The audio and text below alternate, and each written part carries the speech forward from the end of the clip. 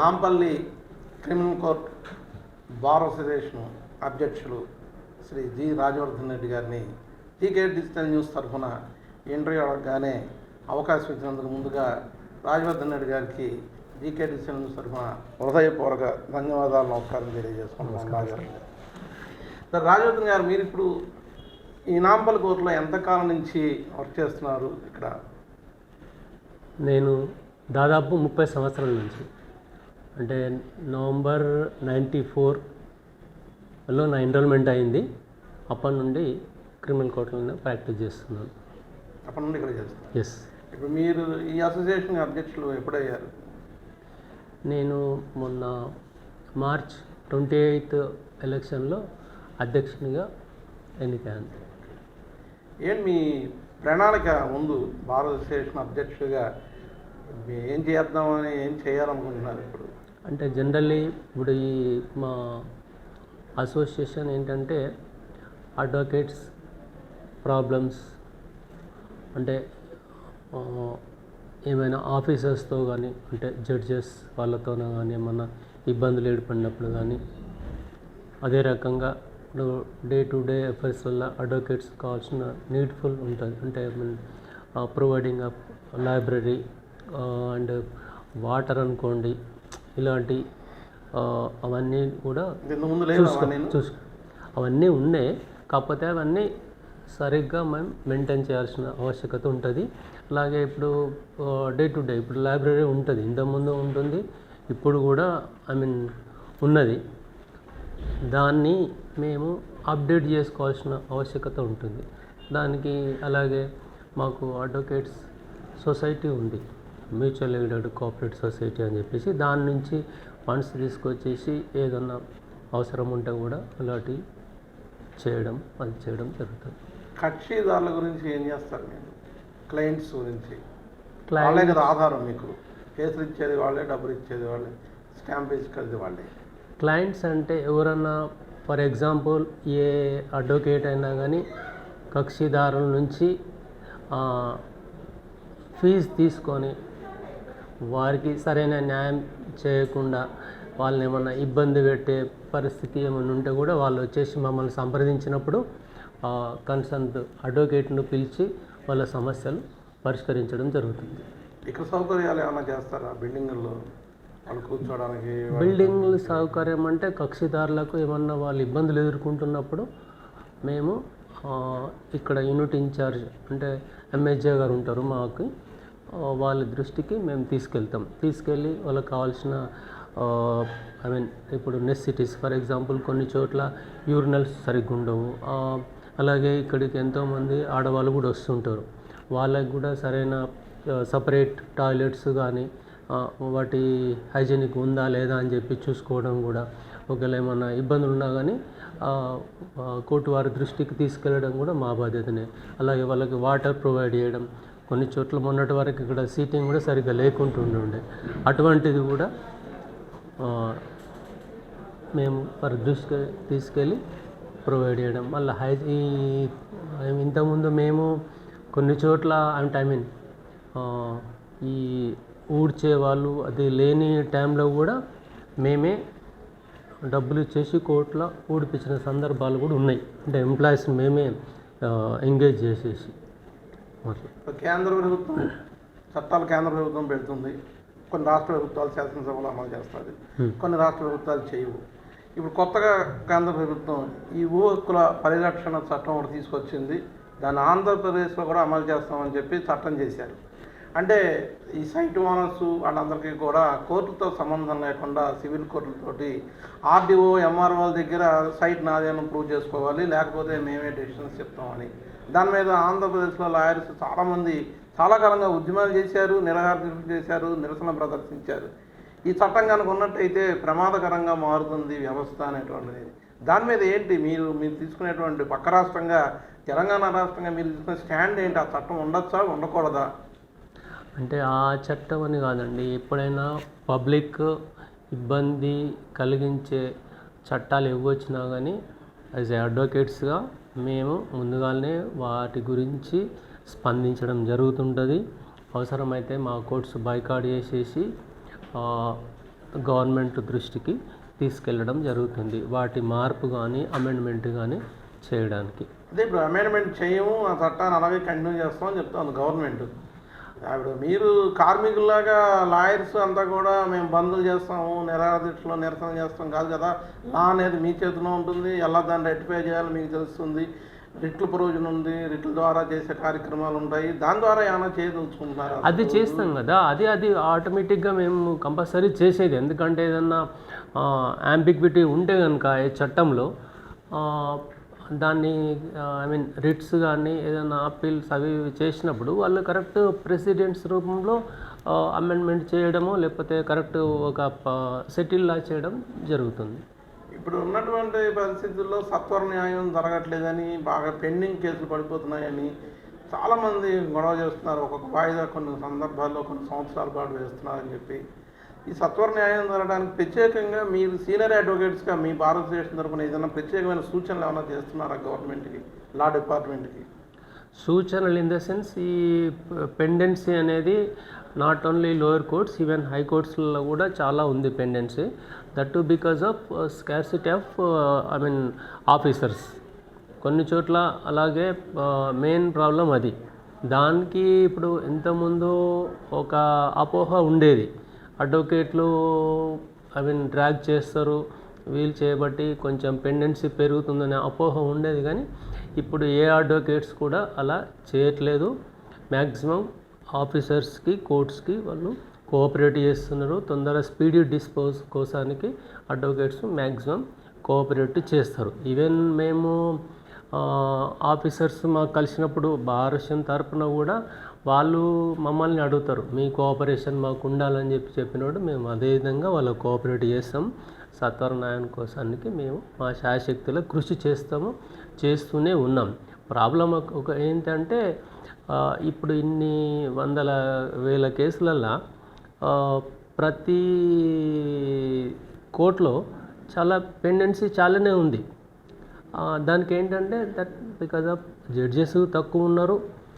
దానికి సంబంధించిన మన ఇన్ఫ్రాస్ట్రక్చర్ అనుకోండి, బిల్డింగ్స్ అంతా ప్రతిదీ ఇబ్బందికరంగానే ఉంది. దట్ డిపెండ్స్ అపాన్ జ్యుడిషియరీ వాళ్ళకున్న ఫైనాన్షియల్ దిస్ థింగ్. కానీ ఇప్పుడు అపాయింట్మెంట్ ఆఫ్ జడ్జెస్ ఇప్పుడు మా కోర్టులోనే ఎన్నో కోర్ట్స్లో ఆఫీసర్స్ లేరు. సో దట్ ఆటోమేటిక్గా పెండెన్సీ పెరుగుతూనే ఉంటుంది. ఇప్పుడు 5-6 సంవత్సరాల నుంచి కోర్టులో జడ్జి లేని కోర్ట్స్ కూడా ఉన్నాయి. దానికి ఏంటంటే మేము హైకోర్టు మా పోర్ట్ఫోలియో జడ్జెస్ కలిసినప్పుడు కూడా మేము రిప్రజెంటేషన్ ఇస్తాం. మ్యాక్సిమం ఏదో అపాయింట్మెంట్ ఎవరినో అపాయింట్ చేయడానికి మేము ఇన్సిస్ట్ చేస్తూనే ఉంటాం, ఫాలోఅప్ చేస్తూనే ఉంటాం. సో దట్ వాళ్ళకు ఉండే లిమిటేషన్స్ వాళ్ళకు ఉంటాయి. They can not appoint as much of people. Why? Because వాళ్ళకు ఉండే తక్కువ. ఇప్పుడు ఫర్ చూడు, ఇప్పుడు ఒక జిల్లా జడ్జిని అపాయింట్ చేయాలంటే దానికి రకరకాల ఇబ్బందులు ఉంటాయి. అది చూసుకొని వాళ్ళు చేస్తున్నారు. అయినా మా తరపు నుంచి మేము మ్యాక్సిమం సత్వర న్యాయానికి మేము పాటుపడ్డాం. చాలా చోట్ల కౌన్సిల్ చేస్తున్నారు అడ్వకేట్స్, అసోసియేషన్ తరఫున అడ్వకేట్స్ కూడా. అదే డైవర్స్ కేసుల్లో కానివ్వండి, నేరాలు జరగకుండా ఎలా ఉండాలి కానివ్వండి, కౌన్సిల్స్ చాలా చేస్తున్నారు. చాలా మీ అసోసియేషన్ తరఫున ఏమన్నా అలాంటి కార్యక్రమాలు చేపట్టే అవకాశం ఇప్పుడు ఏంటి అసలు? మా అసోసియేషన్ తరఫున కూడా లీగల్ సర్వీసెస్ అథారిటీ ఉంటుంది. లీగల్ సర్వీసెస్ అథారిటీలో మా అసోసియేషన్ నుంచి కూడా మెంబర్స్ ఉంటారు. వాళ్ళు పబ్లిక్కి ఐ మీన్ వాళ్ళకు ఎడ్యుకేట్ చేయడానికి రకరకాల ప్రోగ్రామ్స్ చేస్తుంటారు. అడ్వకేట్స్ కూడా టైం ఇచ్చేసి లీగల్ సర్వీసెస్ అథారిటీతో పాటు వాళ్ళు ఇచ్చేసి వేరే ఇంటీరియర్ ప్లేసెస్ కూడా వెళ్ళేసి ప్రోగ్రామ్స్ కండక్ట్ చేస్తారు. ఐ మీన్ పబ్లిక్ను అంటే వాట్ ఈజ్ ఈ లిటిగేషన్ ఇలాగే పెంచుకుంటా సంవత్సరాలు తిరిగే బదులు మీరు సెటిల్ చేసుకుంటే ఇష్యూ ఈజీ అవుతుంది, క్లోజ్ అయిపోతుంది, మీకు తొందరగా న్యాయం జరుగుతుందని దానికి వాళ్ళు ఐ మీన్ మేము మా తరపున కూడా వాళ్ళని మోల్డ్ చేయడం జరుగుతుంది. న్యాయవాదులు సహజంగా అన్ని విభాగాల్లోనూ ఉంటారు. ప్రతి దాంట్లోనూ అవగాహన ఉంటుంది. అవగాహన ఉంటేనే కేసులు చేస్తూ ఉంటారు. రాజకీయాల్లో ఉంటారు, వైద్యాలు, అన్నింటిలోనూ అవగాహన ఉంటుంది. ప్రస్తుతం జరుగుతుంటే రాజకీయాలు 2024 సంవత్సరంలో ఎన్నికలు జరుగుతున్నాయి దేశవ్యాప్తంగా కూడా. కొన్ని రాష్ట్రాల అసెంబ్లీ జరుగుతున్నాయి, దేశమంతా కూడా ఎంపీలు జరుగుతుంది.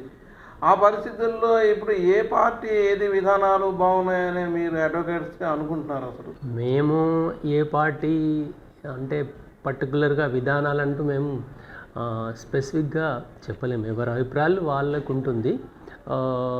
బట్ ఇప్పుడు నవే డేస్ వచ్చేసి ఇప్పుడు సెంట్రల్ ఎలక్షన్ జరుగుతున్నాయి కాబట్టి లోక్సభ ఒక స్థిరమైన న్యాయము పబ్లిక్ దృష్టిలో ఏంటంటే మోడీ అటువంటి వ్యక్తి ప్రైమ్ మినిస్టర్ అయితేనే బాగుంటుంది అనే ఒపీనియన్లో ఉన్నారు. ఈవెన్ మా అడ్వకేట్స్ కమ్యూనిటీలో కూడా చాలామంది అదే అభిప్రాయంతో. బీజేపీ ప్రభుత్వం రావాలని అలా అని కాదు కానీ ఇప్పుడు చూస్తున్నారు మోడీ గారిని పబ్లిక్ అబ్జర్వ్ చేస్తారు, ఆయన ఇలా చేయగలుగుతున్నాడు పక్క దేశాలతోని కానీ మిగతా ఏ విషయంలో ఎట్లా మొన్న కరోనా విషయంలో కూడా ప్రపంచ దేశాలు మన గురించి ఎన్నో రకాల ఊహలు చేసినప్పుడు కూడా మనం ధైర్యంగా మనం తట్టుకొని ఇంతమంది పాపులేషన్లో కూడా ఇంత పెద్ద దేశం ఇంత పెద్ద జనాభాను తట్టుకొని మనం బయట పడగలం.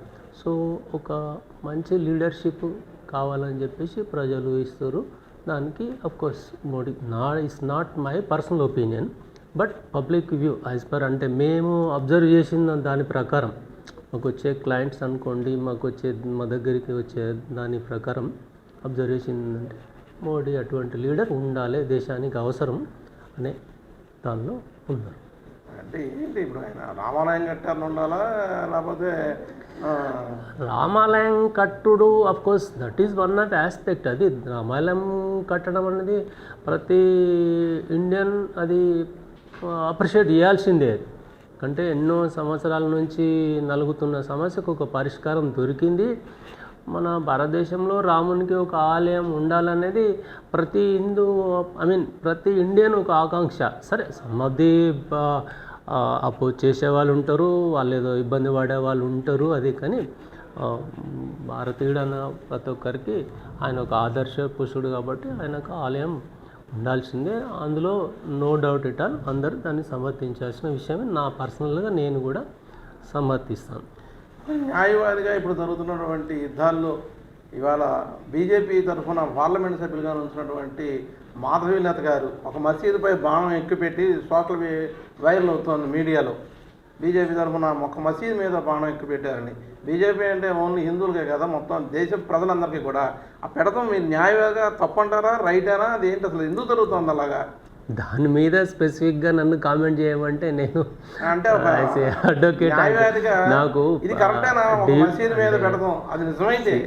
అది మసీదు మీద పెట్టినంటే మరి ఇప్పుడు ఈ ఉన్న మసీదు మీద పెట్టిందా అప్పుడు ఆ మసీదా అనేది నాకు క్లారిటీగా తెలియదు. దాని లోపలికి వెళ్తే కానీ నేను ఐ కెనాట్ కామెంట్.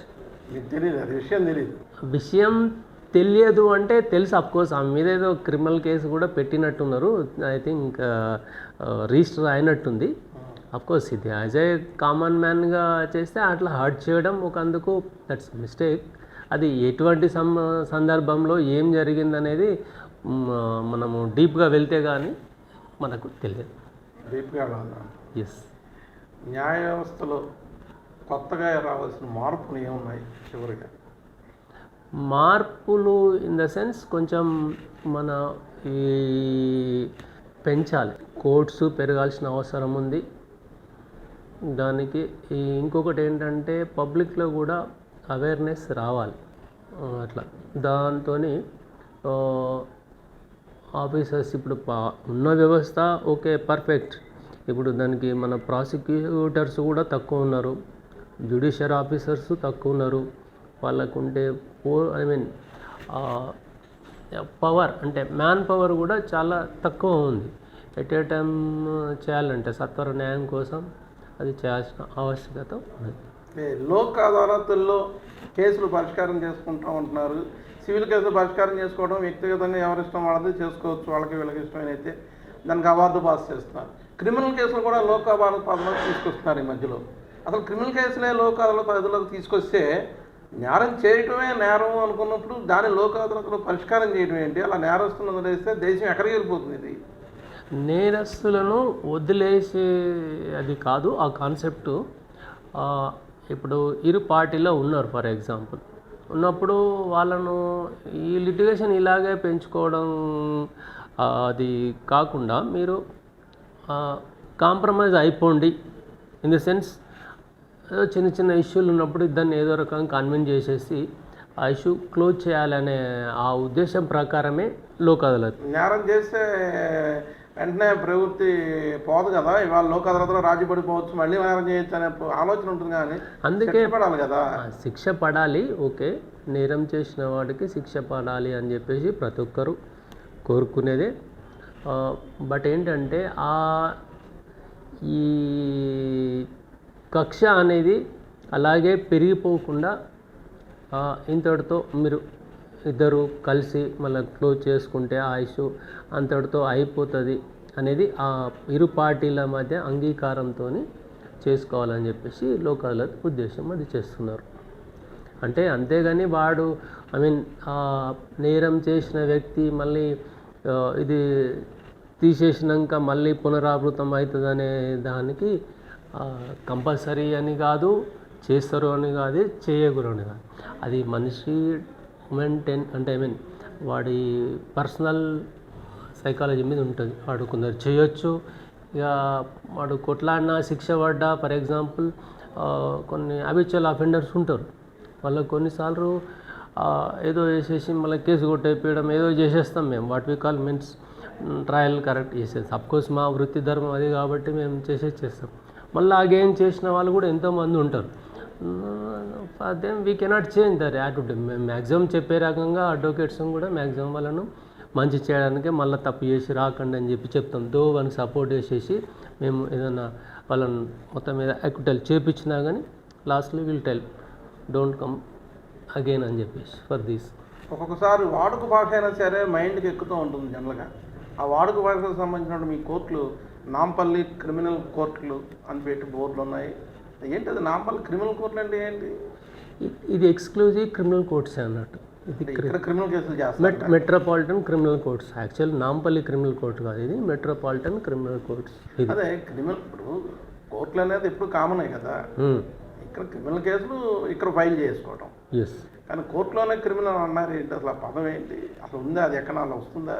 లేదు, నాంపల్లి క్రిమినల్ కోర్ట్ అని కాదు, మెట్రోపాలిటన్ క్రిమినల్ కోర్ట్స్. ఏదైనా కానివ్వండి, క్రిమినల్ కోర్టు అనేది కోర్టు క్రిమినల్ ఉండదు కదా. కోర్టులో ఏదైనా చేస్తే క్రిమినల్ కేసులు చేసుకుంటారు. అసలు పదం మీద criminal case when we are dealing with criminal cases naturally criminal courts అని అంటారు. అలాగంతే. క్రిమినల్ కోర్ట్స్ అంటే ఇక్కడ క్రిమినల్ అఫెన్సెస్ ఇక్కడ ట్రయల్ అంటే డీల్ చేయబడతాయి అనేది ఉద్దేశం. అంతేగాని క్రిమినల్ కోర్ట్స్ అంత మాత్రం క్రిమినల్కు కోర్టు ఉండదు అన్నట్టు ఉండదు.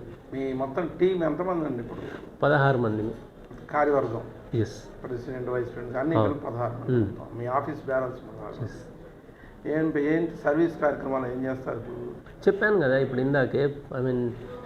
అడ్వకేట్స్కి ఏం నీడ్ఫుల్ ఉంటుందో దాన్ని బట్టేసి మేము యాక్ట్ చేస్తాం. చివరిగా న్యాయవాదులకు ఇచ్చే సందేశం, జూనియర్ న్యాయవాదులకు ఇచ్చే సందేశం చివరిగా చెప్పండి. జూనియర్ న్యాయవాదులకు అంటే ప్రజెంట్ ఏంటంటే వర్క్ మీద దృష్టి పెట్టాలి. మీకు ఎప్పుడైతే మీరు అంటే ఏ జూనియర్ న్యాయవాది అయినా కానీ సిన్సియర్గా మీరు వర్క్ చేస్తూ వర్క్ నేర్చుకొని చేస్తే మీకు ఎప్పుడూ కూడా ఇబ్బంది ఉండదు. ఓకే. నాంపల్లి బార్ అసోసియేషన్ అధ్యక్షులు జి రాజవర్ధన్ రెడ్డి గారు అనేక విషయాలపైన చాలా ఆసక్తికరమైనటువంటి సమాధానాలు చెప్పారు జీకే డిసిషన్స్కి. ఇంకొక విషయం నేను మర్చిపోయాను, చెప్పండి. 15 సంవత్సరాల క్రితం నేను ఇదే బార్ అసోసియేషన్లో జనరల్ సెక్రటరీ కూడా పనిచేయడం జరిగింది 2009లో.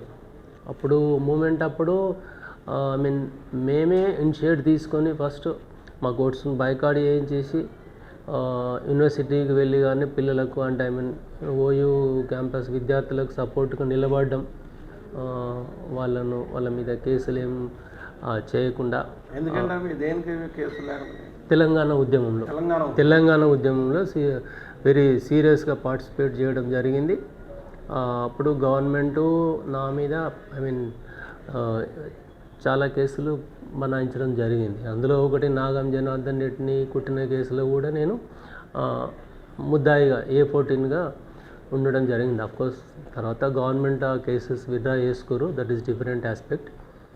అలాగా నేను అప్పుడు కూడా చాలా యాక్టివ్గా ముందుండి తెలంగాణ ఉద్యమంను ముందుకు తీసుకెళ్ళడం జరిగింది. న్యాయం కోసం తెలంగాణ ఉద్యమంలో పోరాడినటువంటి వాళ్ళందరిపైన కేసులు లేకుండా, యువత పైన కేసులు లేకుండా, వాళ్ళ భవిష్యత్తు పాడవకుండా మీరు ఆ చర్యలు తీసుకోవడం. ఎస్. అనేక విషయాలు తెలియజేసినటువంటి రాజవర్ధన్ రెడ్డి గారికి మరొకసారి ధన్యవాదాలు తెలియజేస్తున్నాను. నమస్కారం.